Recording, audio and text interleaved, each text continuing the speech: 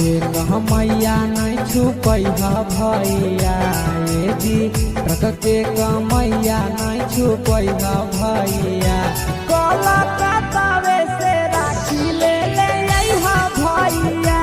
कलकत्तावे से राखी ले ले अइहा भैया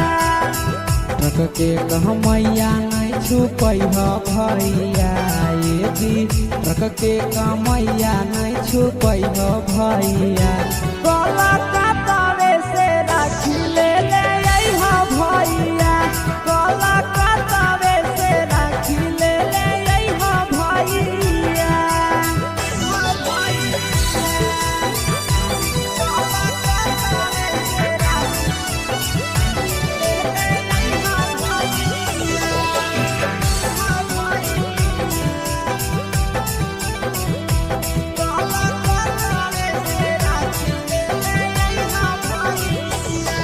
हमारा ले लइहा भैया महंगा वाला राखी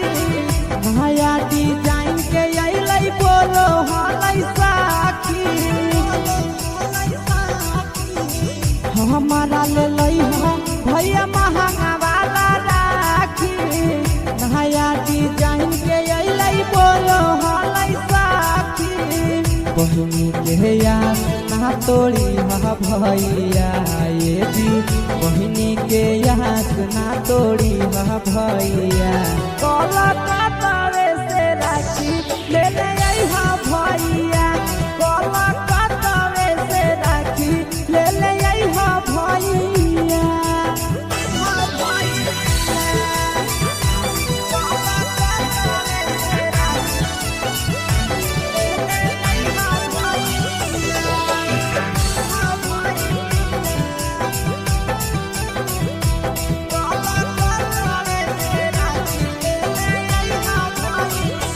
साल भर के भरब हकै करिहा नहीं मिसा हो आशीष यादव भैया पीरिया पीरिसा हो साल भर के भरब हकै करिहा नहीं मिसा हो आशीष यादव भैया पीरिया पीरिसा हो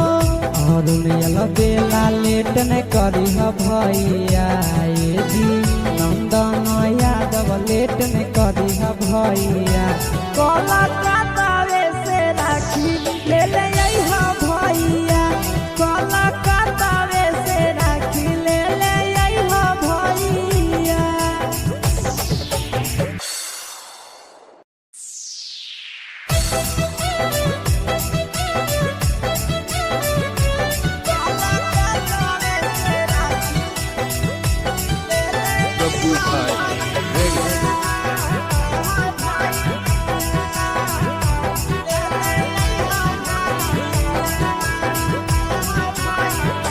रख के कहमैया नहीं छुपैहा भैया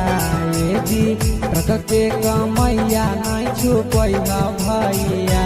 कलकत्तावे से राखी ले ले अइहा भैया कलकत्तावे से राखी ले ले अइहा भैया रख के कहमैया नहीं छुपैहा भैया ये जी रख के कमैया नहीं छुपैहा भैया कलकत्तावे से राखी ले ले अइहा भैया कलकत्तावे से राखी ले ले अइहा भैया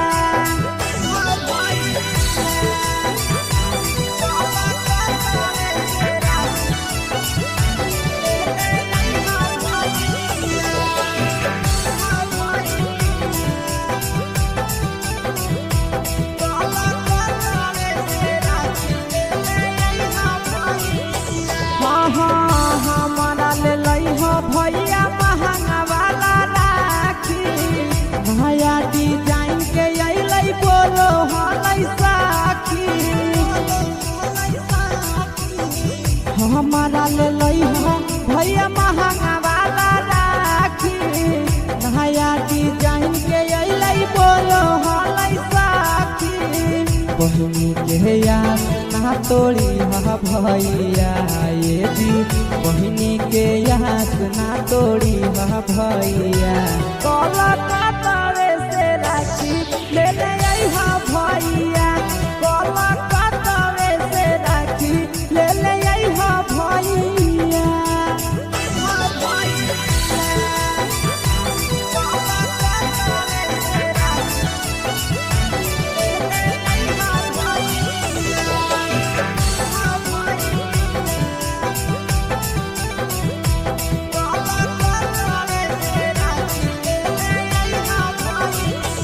साल भर के भरब हकई करिहा नाही मिसा हो